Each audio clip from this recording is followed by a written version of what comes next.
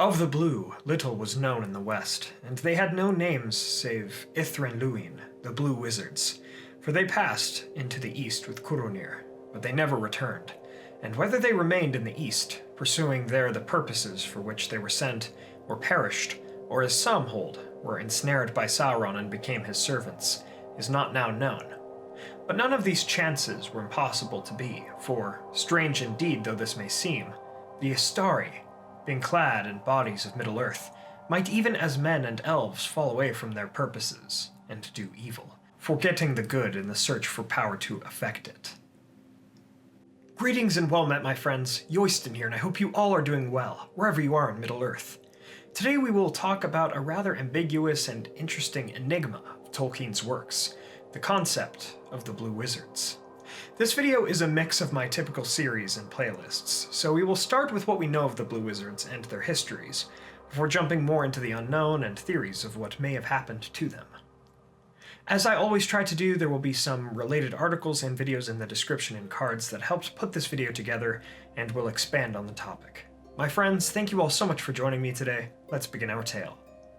For the Ithrin Luin, the Blue Wizards, whose true names were not known in Western Middle-earth, we start back in Valinor, sometime before circa 1000 of the Third Age.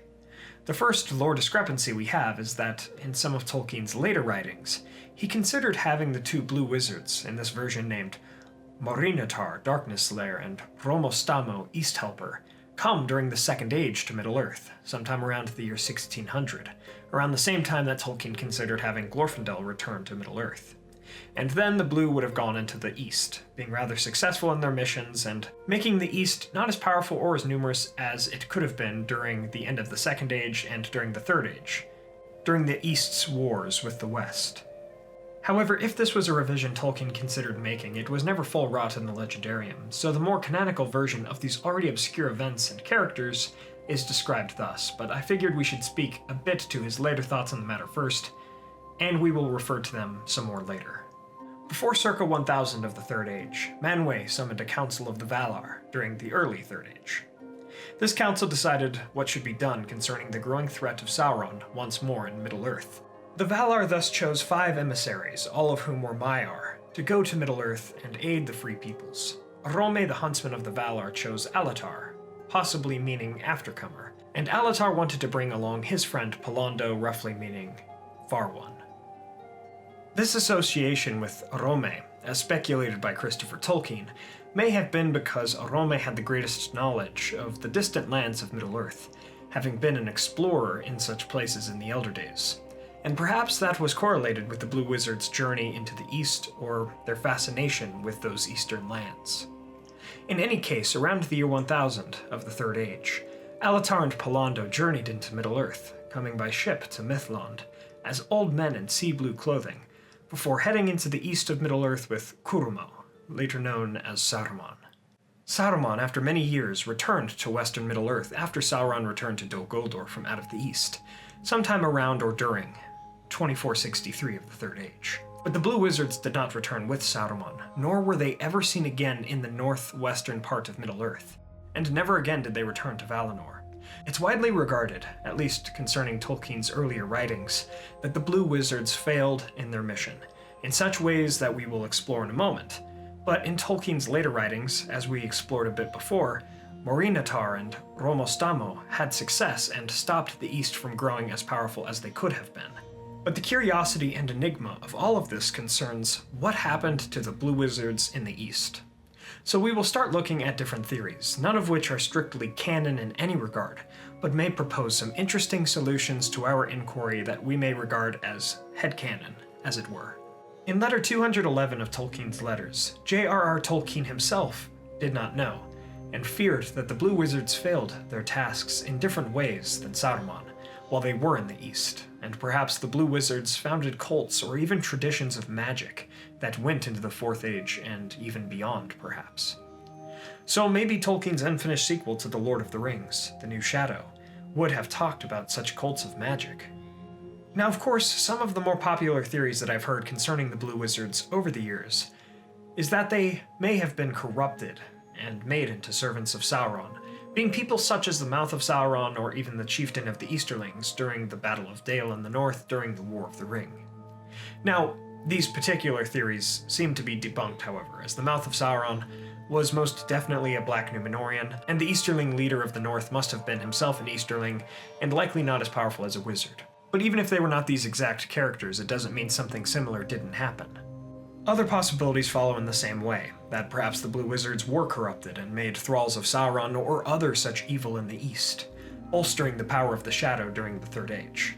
Or perhaps they were simply slain, waylaid in some distant land or city, beyond the reach or ears of the power of the West. However, one theory that I've always found to be intriguing has to do with the fact that Saruman went with them, but he alone returned, and they did not. He returned to the West around the time that Sauron did, and as we all know, Saruman would go on to be jealous of Sauron and his ring and power, turning the White Wizard's nefarious intent upon the very people he was sent by the Valar to help.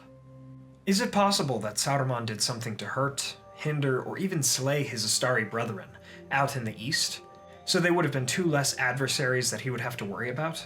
I think it's possible, for if Radagast and Gandalf had been with Saruman in a precarious situation where no one could help them, right as or before Saruman turned evil, of course, I could see him bringing treachery to them, for that would have only aided in his plans. However, this makes some assumptions about Saruman, if he indeed betrayed the Blue Wizards in the East, which may discount this theory altogether. We would have to assume that Saruman was corrupted by evil far earlier than it seemed, by some hundreds or even thousands of years, and we would also have to assume that he was powerful enough to turn on two other wizards and have victory over them, all without getting caught by an ally from the West, and without him ever mentioning that he did such a thing later on in the story. But this raises questions as well, one being why would Saruman remain in the East for so long if he betrayed them? Or did he find some trace of Sauron that may have influenced his treachery? These assumptions and questions definitely make this idea about Saruman betraying the Blue Wizards a lot less plausible, although still possible.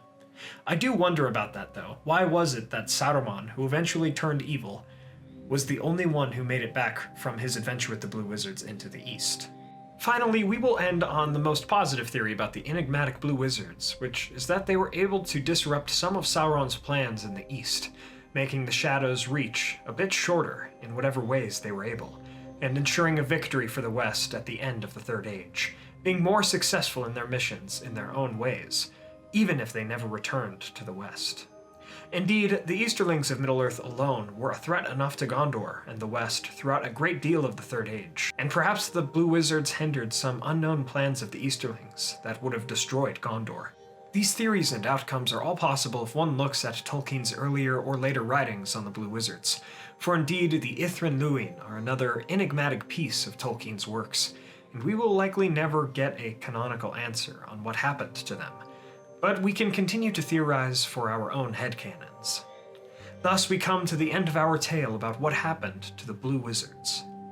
From the Blue Wizards and what likely became of them, and from whether or not they were successful in their missions, we see that it is important to attempt to accomplish the tasks set before us, the ones we take on ourselves, in the pursuit of a better world, regardless if others know of our deeds or not. Thank you all so much for watching. I hope you all enjoyed this video. If you did, please be sure to hit that like button and share this with a friend. What are your thoughts, questions, additions, and corrections on the Blue Wizards? Let me know in the comments below. I like the enigmatic nature of Alatar and Pallando, or Morinehtar and Rómestámo, but like all of us, I wonder how they fit into the larger puzzle, and what roles they truly played in the East, if any. Again, maybe Saruman just jumped out from behind a rock and beat them up with his staff, and that was that, but either way, let me know your thoughts.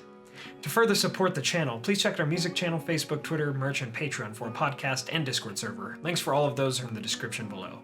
Royan and I did a podcast a long time ago on the enigmas of Tolkien's works, so if this video sparked some interest, please check that out over on our Patreon.